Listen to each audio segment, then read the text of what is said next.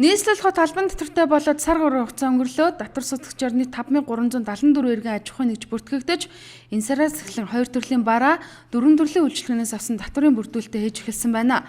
Хуулиараа татвар судагч сар бүрийн 10-ны дотор татврын орлогоо нийслэлийн татврын газар төвлөрүүлэх үүрэгтэй. Тэгвэл татвар судагчид энэ үүргээ хангалттай биелүүлж чадсан уу?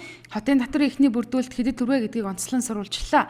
Энэ сарын 12-ны байдлаар хотын 1% татврын мөнгө гэж нийт 110 гаруй сая төгрөгийг татвар судагч нар татврын байгууллаганд авсан хийжээ. Одоогоор яг аль салбараас хэдэн төгрөгийн татвар хураамж орсон бэ? Хэдэн татвар судагч татвараа бүрдүүлж төлөөгүй гэдэг тодорхойгүй байна. Энэ мэдээлэл сарын сүүлээр наривчлан гарах юм. Хэрэв хуулийн хугацаанд багтаж татвар судагчид хотын татврын хураамжаа бүрдүүлэхгүй бол хариуцлага хүлээнэ. Мөн улирал тутам татвар бүрдүүлэхэд тайлан гаргаж байцаагч нарт танилцуулах юм а. Тэгээд энэ татвараар бол нийслэл хотын хөгжилд зарцуулах нь ойлгомжтой учраас энэ дагуу бол төлөлтийг бол хийгээд эхэлж байна. Гэхдээ бол яг жигд төлөлт бол хийгдэж байгаа юмнууд бол бас хараахан хангалтгүй байгаа.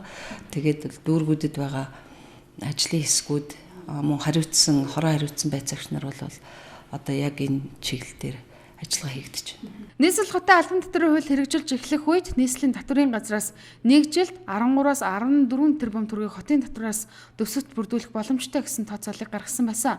Гэвч дээрх мөнгөн дүн багасж 9.6 тэрбум төгрөгийг хотын татвараас олно гэсэн эцсийн судалгааг нийслэлийн татврын газраас хийжээ.